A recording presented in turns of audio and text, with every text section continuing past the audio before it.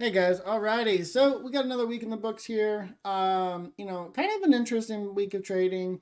As you can see, we closed out a massive weekly doji.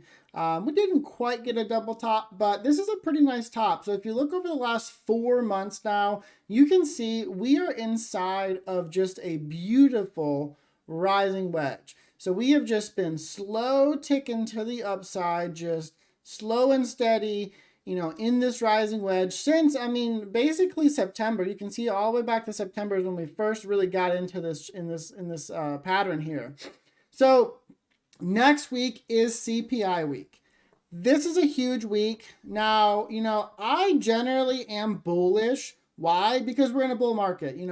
Generally speaking, until we are not in a bull market, we really should be bullish. We've come to so many things over the last 3 months, really, where we're like, this is the moment, this is the data point, this is the event that's going to take us lower. And every single time, the market pretty much shrugs it off. So, the one thing that I do think can drop this market is CPI and FOMC. So next week on Tuesday, we will get CPI. I'm still running the numbers right now. As of right now, it looks like everything is expected to be pretty much unchanged. So that I need to look into it a little bit deeper, see if I can see what the swaps have kind of priced in. The last couple we've missed over forecast, so that'll be interesting to see if that trend holds. But outside of that, the week after that, we will get FOMC.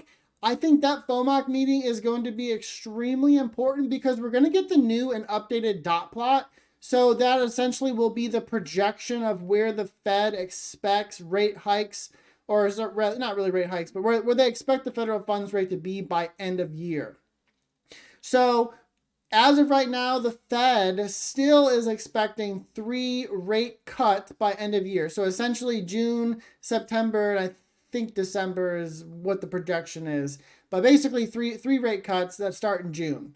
Now, the one thing to keep in mind is that was back in December when inflation was coming down. There was no rebound like we got in February or in January, So we still have not even made it into the twos on CPI. So the Fed, Jay Powell, he testified this week and he was pretty clear that they want more confidence in CPI before they will rate cut. So what confidence does he want? Now, he did say he does not need to see 2% before we cut. And they were very clear that most likely by end of year, we will start rate cuts. But I think next week coming up is going to be very, very interesting. So we're kind of at the teeter point here on the weekly time frame where if CPI comes in hot again, I think we're finally going to break this weekly rising wedge and we're going to see a correction. Now, personally, I would like to see a closure under the weekly 8 EMA. That's right down here at 499.5. Truly 497.26 or under this level would be ideal to close under. And then likely we're coming down into this 480 area to backtest the weekly 20 EMA support. As you can see, pretty much since the first week in November when we popped over the weekly 8 EMA, we have not looked back. We've had one actual solid bounce on the week of January. Outside of that, as you can see, it's just slow tick up. So again, now on the other side of that, if CPI comes in cool, we are going to probably have an explosive move to the upside. We could be looking up in the 520, 530 area if CPI comes in that good. Now, going over to futures, I'm not going to speak on futures right now. So on TradingView, futures did roll their contracts. So that's something I do want to talk about real quick.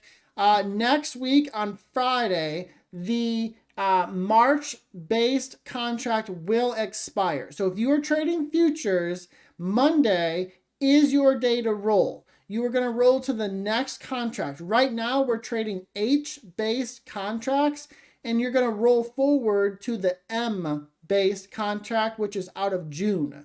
So that's very important. TradingView always rolls on Thursday into Friday, and that kind of messes up the charting, but we give it like a week and then it normalizes and it doesn't matter. Now, everybody always questions, why don't I trade just the contract, and why don't I just TA just the contract and not trade and not do the gap up? For me, the reason is because it doesn't matter in the end. Within a day or within a week, that gap up that we get from the contract roll doesn't matter anymore. I've been doing this for a long time and watching futures for the long time, and it just normalizes over time, and then it really just does not matter. So I don't ever care. I keep my same levels, and you will see too, these levels will still be intact and they will still be important even after the contract rolls and moves up. It's usually about 50 points, I think it is. So, the reason that happens is because these levels are based off of the computer algos. So do you think the algos are going to go through and they're going to move every single level they have by 50 points or whatever the gap up is? The answer is no. And for the most part also, we're still trading off of SPY and QQQ levels.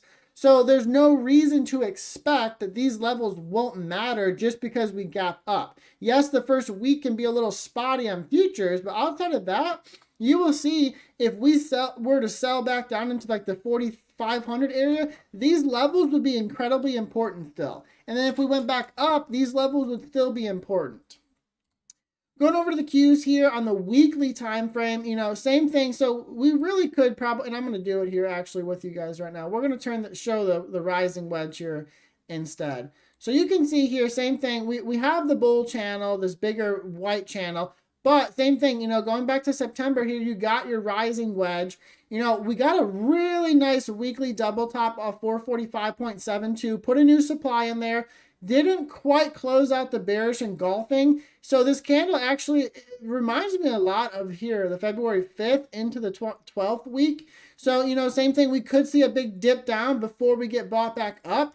But, we'll see how that plays out here.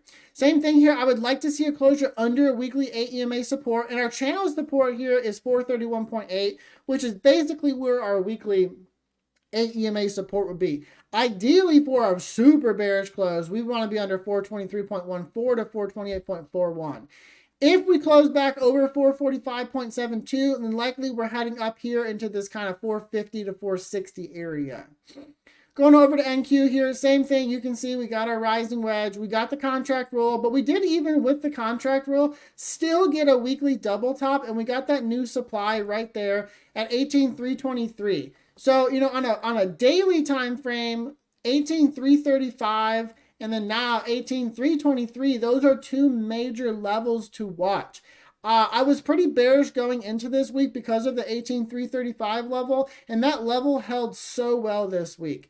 I do think this is a topping candle on the weekly. This is as a huge doji, even without the contract roll. I put it in my written TA, the TOS screenshot of this weekly candle is extremely bearish. So I am looking for the drop. Again, down here, the 17,935, we want to be under weekly 8 EMA. Look at the VIX. VIX is still slow trending up. We can't get through 14.98, and we got this kind of triple supply up here. But you can see, slow burn to the upside here. Not a lot of movement, though.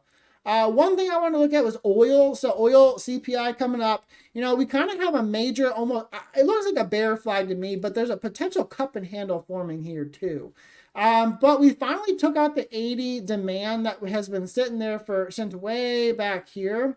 But after we took that out, we immediately rejected. Now, you can see here we are slow trending up since about December. So, if you were thinking about it, for 3 months now, basically, oil has been trending up. And what have we seen? We have seen CPI trending up. So there's a very good chance here that we're still going to see CPI trending up because oil is still up.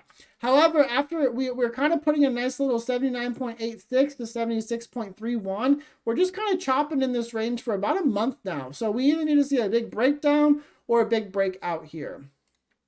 Going over to the dollar. So, I've been watching the dollar for a while now. There used to be such a great correlation between the dollar and the 10-year with, ES and NQ.